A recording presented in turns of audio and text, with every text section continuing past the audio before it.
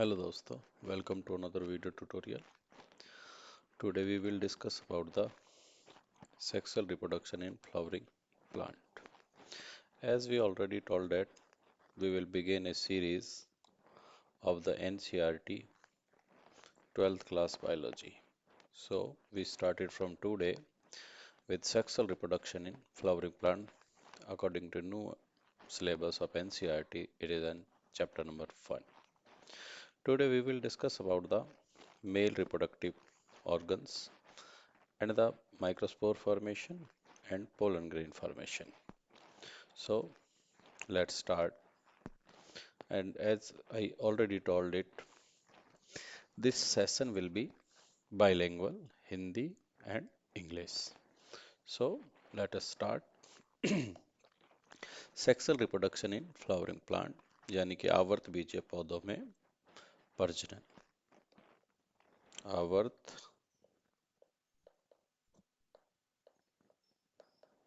बीज पौधों में प्रजनन, ये चैप्टर का नाम रहेगा, जो कि चैप्टर नंबर 1 रहेगा। अब बात करते हैं फ्लावर के स्ट्रक्चर की। तो एज आप लोग डायग्राम में देख पा रहे हो कि जो फ्लावर होता है उसके दो पार्ट्स होते हैं। One is known as essential parts and second is the accessory part. Essential means जरूरी, आवश्यक, और असेसरी मीने सहायक अंग। पार्ट मीने अंग। तो दो प्रकार के होंगे, सहायक अंग और जरूरी अंग। अब अगर जो फ्लावर की बात की जाए तो व्हाट इज फ्लावर, सबसे पहला क्वेश्चन आता है व्हाट इज फ्लावर।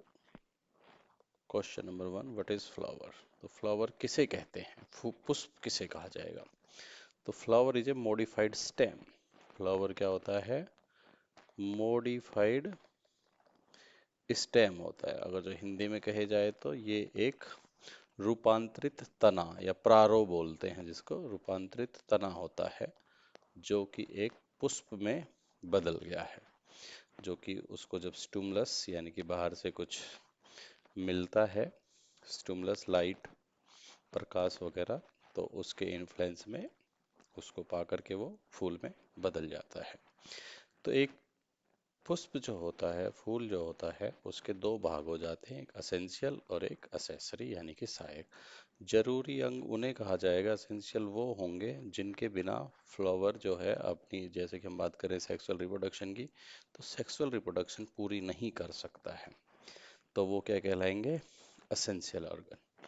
और अगर जो सेक्सुअल रिप्रोडक्शन नहीं कर पाता है तो पौधे की जो लाइफ होती है वो भी अधूरी होती है, तो it could not complete it life. That is known as the essential organs. Accessory organ जो उसको सेक्सुअल रिप्रोडक्शन में मदद करेंगे, सहायक होंगे, they are known as the accessory. तो what is essential and what is accessory organs of a flower? If we see, there is the androecium and gynoecium. These two organelles are essential. फूल के androecium और gynoecium, अगर जो हिंदी में बात करें तो androecium को पुमंग कहा जाता है, पुमंग, और गाइनोशियम को कहा जाता है जायांग। तो पुष्प के जायांग और पुमंग जो है वो जरूरी अंग होंगे। और बात की जाए अगर जो सहायक अंगों की, तो उसमें हमारे कैलिक्स और कोरोला आ जाएगा, यानी कि बाह्यदल, ब्राहदल, और दूसरा आ जाएगा हमारा पंखुड़ी दल। तो दो हमारे ये हो जाएंगे, calyx and Corolla. What is calyx? Calyx is the group of A sepals. Calyx क्या होती है, ग्रुप होती है किसका, सेपल्स का। और कोरोला क्या होता है, it is the group of petals. ठीक है, पंखुड़ियों का, जो रंगीन पंखुड़ियां होती हैं फूल की, उन्हें क्या बोलते हैं, पेटल्स।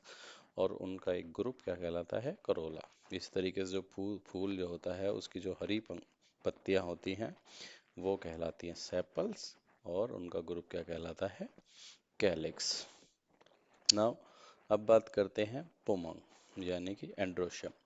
जो एंड्रोशियम होता है वो होता है पुष्प का जो फूल का जो मुख्य भाग होता है वो होता है स्टेमेन। और स्टेमेन को कहते हैं पुकेशर। क्या कहते हैं? पुकेशर। स्टेमेन को क्या कहेंगे? पुकेशर। तो पुकेशरों का समूह क्या कहलाएगा? पुमंग। पुकेशरों का समूह क्या कहलाएगा? पुमंग कहलाएगा। इसी तरीके से जो जायांग होता है दैट इज द स्त्री केसर। स्त्री केसर। जो गायनोशियम जो होती है वो क्या कहलाती है? स्त्री केसर। जिसमें क्या अब जो एंड्रोशियम होता है उसके तीन मुख्य भाग होते हैं, जैसे कि स्टेमेन, इसका मतलब जो पुकेशर वाला भाग हो गया, एंथर जिसे हम कह सकते हैं, परागकोश हिंदी में कहें तो एंथर यानी कि परागकोश, और फिलामेंट, और एक कनेक्टिव। यहाँ पे आ जाते हैं। जो एंड्रोशियम होगा उसके यानी कि जो पुमंग होगा, पुमंग, पुमंग के कितने भाग होंगे? एक तो स्टेमेन या कह सकते हैं एंथर, एक फिलामेंट, और एक कौन होगी? कनेक्टिव। जैसे कि अगर हम डायग्राम ड्रॉ करते हैं तो ये मान लो ये है पूरा स्ट्रक्चर, तो ये कहलाएगा क्या?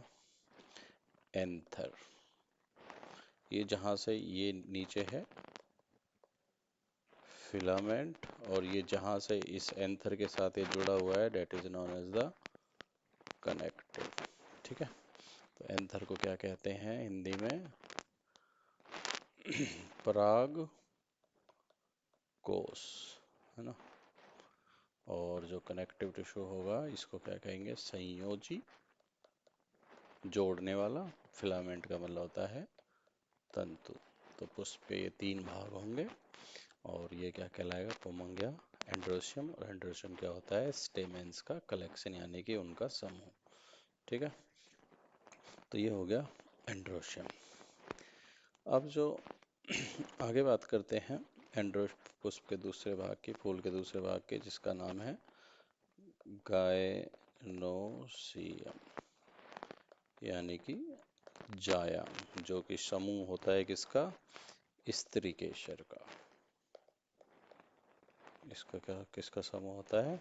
स्त्री केसर का।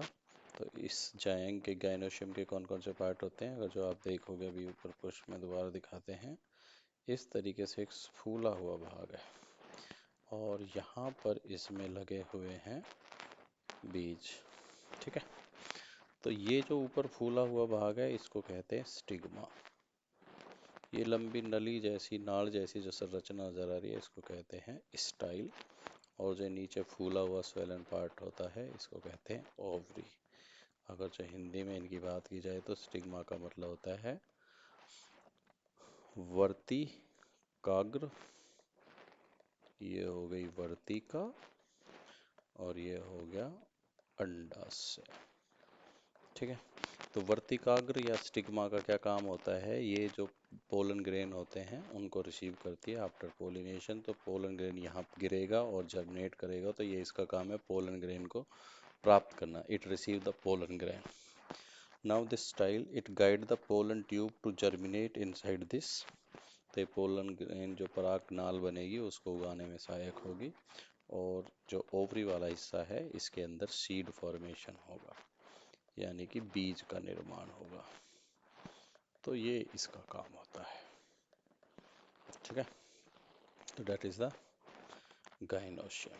तो ये हो गए दोनों एसेंशियल पार्ट। अब बात करते हैं पुष्प के असेसरी ऑर्गन यानी कि सहायक अंगों की बात करें। असेसरी ऑर्गन्स, सहायक अंग की अगर जो बात करें तो उसमें कौन कौन से आ रहे थे? Corolla and calyx. कोरोला जो होता है वो जो फूल होता है उसकी जो रंगीन पंखुड़ियाँ होती हैं, रंगीन यानी कि कलरफुल, कलरफुल जो पार्ट होता है पुष्प का, फूल का, that is known as the petals. और उनका समूह क्या कहलाता है? कोरोला कहलाता है। जो पेटल्स होते हैं ये पुष्प की किस तरीके से मदद करते हैं प्रजनन में? ये दे अट्रैक्ट द पोलिनेटर्स। ये जो परागण करने वाले जो कारक हैं उनको क्या करते हैं? अट्रैक्ट करते हैं। Attract the pollinators for pollination. Pollination के लिए उनको अट्रैक्ट करते हैं। और ज़्यादातर बहुत सारे फूल जो होते हैं उनके जो पेटल्स होते हैं उनमें नेक्टर ग्लैंड पाई जाती है। मकरंद, मकरंद यानी कि अमृत एक तरीके का जो होता है। It is rich in nutrient. Nectar gland होते हैं। न्यूट्रिशियस होता है, पोषक तत्वों से भरपूर होता है। न्यूट्रिशियस है ना, पोषक तत्व पाए जाते हैं जिसे पी करके कोई भी जो पराग कारक है, परागण कराने वाला, वो अपनी जिंदगी जी पाता है। तो ये कोरोला का काम है। और दूसरा थोड़ा बहुत प्रोटेक्शन में मदद करता है। उसके बाद जो कैलिक्स है जो कि किसका समूह होता है? सेपल्स का। जो फूल की हरी पत्तियां होती हैं या उनका समूह होता है तो उन्हें क्या कहते हैं हम? सेपल्स। और ब्रहादल, ब्रहादल का एक समूह तो क्या कहलाएगा? कैलिक्स। तो कैलिक्स क्या करती है? इसकी जो मुख्य काम जो है वो है सुरक्षा करना। Protect the flower, protect the seed और ओव्यूल। बीजांड को या बीज को सुरक्षा प्रदान कराता है ना। तो ये इसका काम है। इनकी बात की जाए तो जो कि ओवरी को ढक करके रखता है। ये जो सेपल्स होते हैं मोस्टली किसको ढक करके रखते हैं? ओवरी, अंडाशय को घेर करके रखते हैं ताकि कोई बाहर से कोई भी इन पर आक्रमण ना कर सके या इनमें कोई डिजीज ना हो जाए। तो ये हो गया फूल का डिस्क्रिप्शन कि फूल में कौन कौन से भाग होंगे। अब बात देखो, ये डायग्राम रहा, दैट पार्ट इज ओवरी। तो जो ओवरी होती है उसके नीचे नेक्टिफेरस ग्लैंड्स पाई जाती हैं इन जगहों पर, जहाँ से मतलब वो मकरंद ग्रंथि पाई जाती है जहाँ से कोई भी जो पराग कारक होता है पराग कणों को वो परागण कराने वाला कारक वो इस जूस को पीने के लिए आएगा। तो वो जैसे ही यहाँ से एंटर करेगा तो इन एंथर्स पराग को उसके कांटेक्ट में आएगा और अपने ऊपर पराग कणों को चिपका लेगा। ठीक है, तो ये हो गया। ये एंथर, पेटल्स, फिलामेंट, सेपल्स ये हरे रंग की पत्तियां, स्टाइल ये बीच में जो अभी हमने बनाया, और ये स्टिग्मा जो पोलन ग्रेन को रिसीव करती है। ठीक है, अब बात करते हैं रिप्रोडक्शन की। अगर जो पौधे के रिप्रोडक्टिव स्ट्रक्चर्स को देखा जाए जो उनमें बदलाव आते हैं तो उनको वैसे तो हम 3 भागों में डिवाइड कर सकते हैं, बट मेनली हम कहते हैं 2 इवेंट्स। पहली है pre fertilisation event, pre fertilisation event. दूसरी आ जाएगी यहाँ पर फर्टिलाइजेशन। तीनों ही अपने आप में बहुत इम्पोर्टेंट है किसी भी एग्जाम के हिसाब से। और तीसरा आ जाएगा अपने पास पोस्ट फर्टिलाइजेशन इवेंट। तो हमारे पास टोटल 3 कंडीशंस हैं, प्री फर्टिलाइजेशन इवेंट, दूसरी फर्टिलाइजेशन और तीसरा पोस्ट फर्टिलाइजेशन। ओवरऑल देखे जाए तो फर्टिलाइजेशन से पहले की अवस्था और फर्टिलाइजेशन के बाद की अवस्था, यानी फर्टिलाइजेशन मतलब निषेचन, निषेचन से पूर्व और निषेचन के पश्चात की अवस्था। तो ये यहाँ पर देखी जाएंगे। तो फर्टिलाइजेशन से पहले क्या क्या होगा? देखो, फर्टिलाइजेशन से पहले क्या होगा कि फर्टिलाइजेशन से पहले पोलन ग्रेन्स का बनना होगा। और फर्टिलाइजेशन के बाद जो फर्टिलाइज होगा, जो बीजांड बनेगा, उसका फर्टिलाइजेशन होने के बाद उसका बीजांड का बीज में बदलना होगा। तो ये 2 प्रकार की घटनाएं देखने को मिलेंगी। तो पहले बात करते हैं प्री फर्टिलाइजेशन चेंजेस या इवेंट जो जो उसमें आती है। और आज का जो हमारा मुख्य टॉपिक रहेगा, आज हम केवल पढ़ेंगे मेल के बारे में। किसके बारे में पढ़ेंगे? मेल, यानी कि एक जिसे हम कहते हैं micro sporogenesis structure of anther ठीक है। Tapetum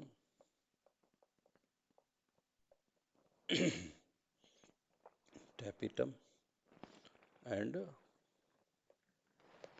one more is that is the